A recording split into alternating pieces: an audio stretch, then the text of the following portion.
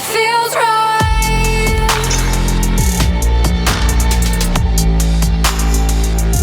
It feels right.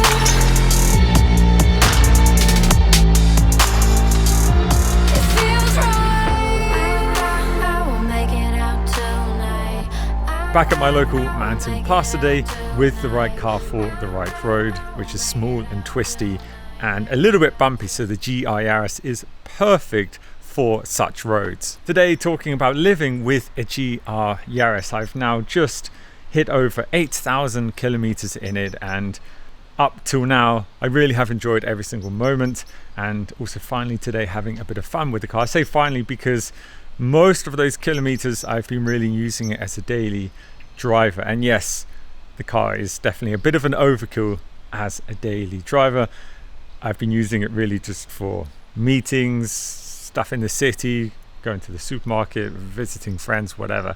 Especially in bad weather, this car is just so good at handling in bad weather, and Switzerland being Switzerland, we have quite a lot of that. The car has not appeared on my channel for quite some time, generally just because of a lack of time, and I wanted to get the car in its final form, which it is now with all of the modifications done. Again, big thanks to Toyota Switzerland who made this collaboration happen in the beginning, and living with this car for the last, I don't know what's it been now already, half a year, has really been such an incredibly nice experience. My GR Yaris is now complete with Öhlins adjustable coilover suspension that I tell you is quite the game changer. I'm so impressed with the Öhlins suspension.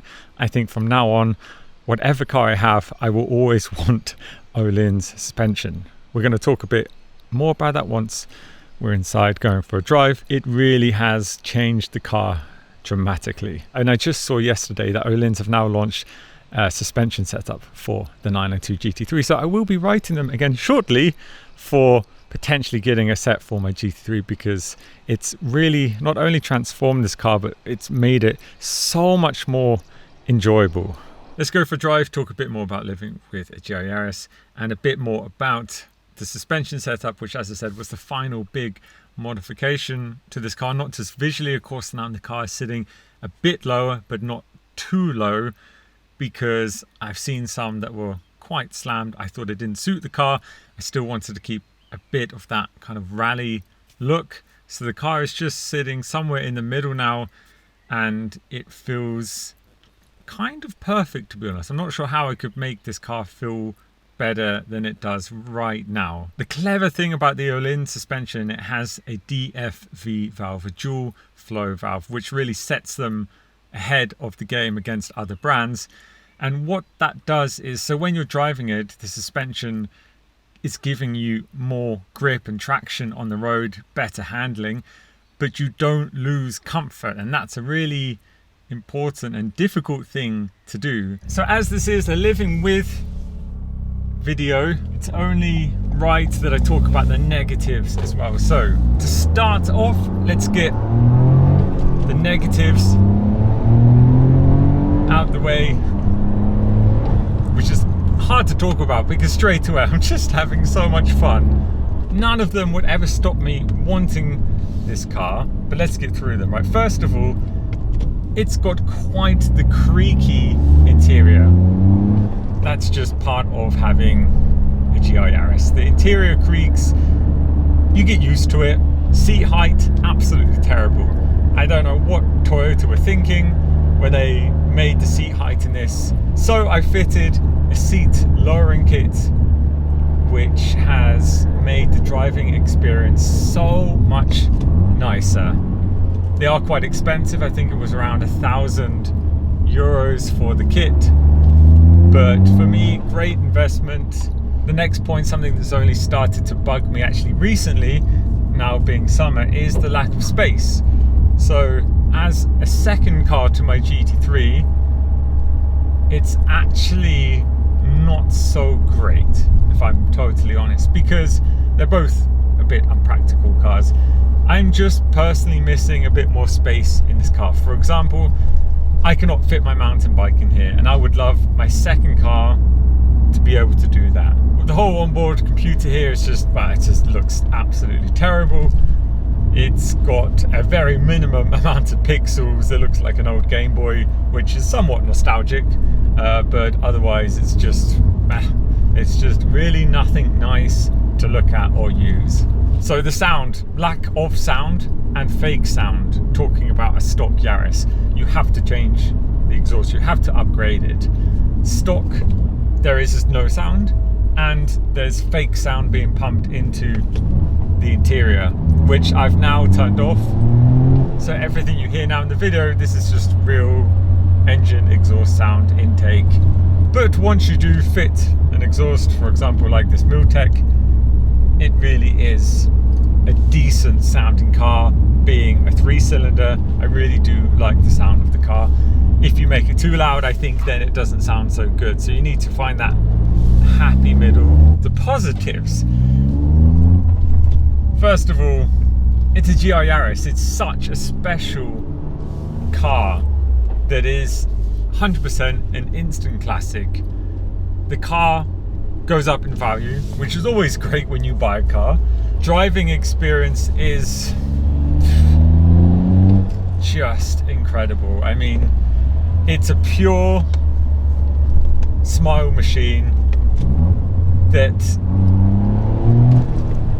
gives you so much enjoyment, whether you're on a nice tarmac fast road, or you're deep in snow, or you're on, wet roads or gravel, whatever. It offers so much, this car. For any situation, you can have fun in this car, and I can assure you, on a mountain pass, you can keep up with pretty much any supercar in a GR Yaris. 100% quick enough. Manual gearbox feels spot on. No complaints about how the car feels. I forgot how fun this is. Holy moly.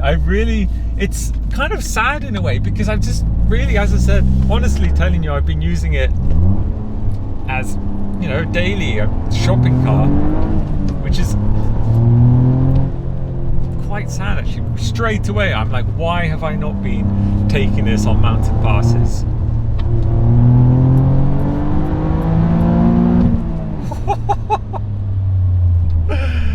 That was flat out then, second gear, and I wasn't going over the speed limit, In the real world, this car is a lot of fun. Sorry, I'm just having a total moment right now about...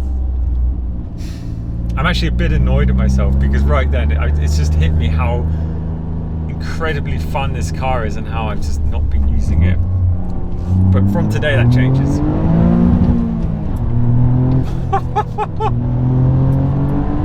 I mean, come on.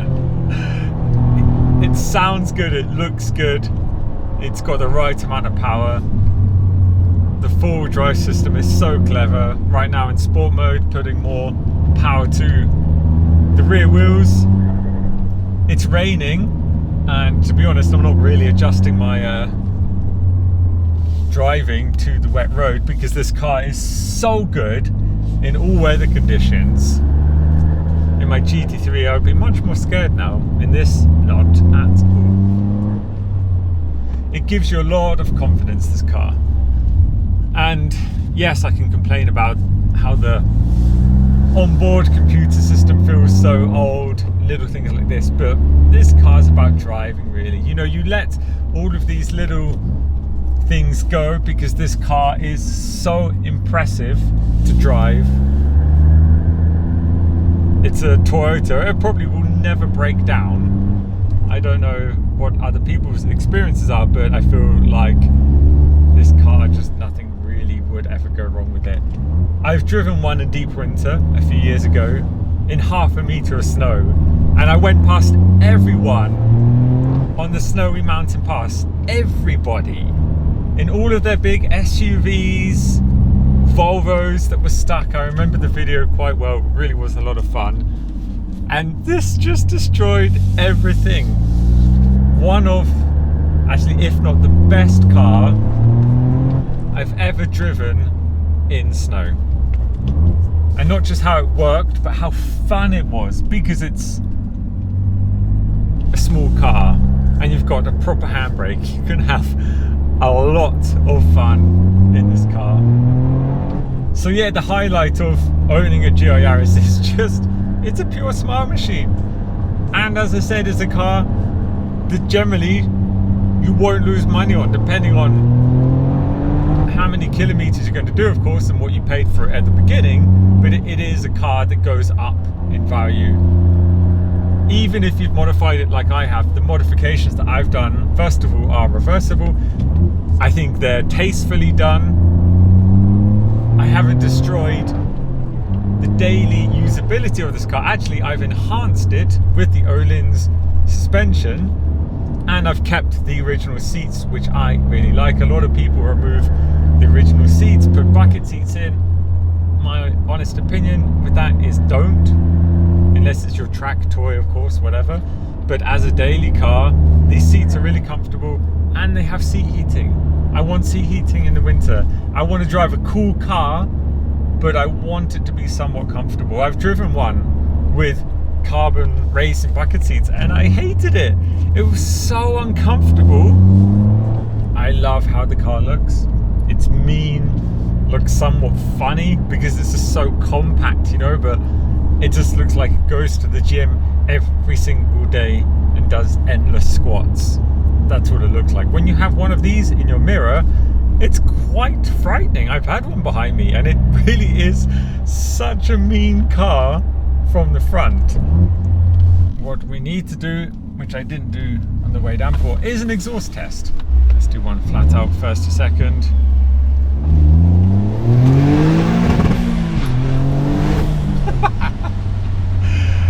You can't tell me that's just not a fun sound.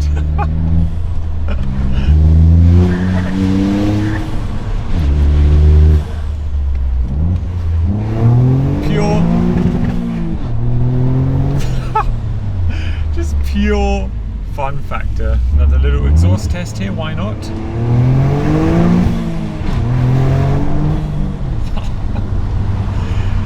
Oh, that will never get old, this little pokey 3-cylinder.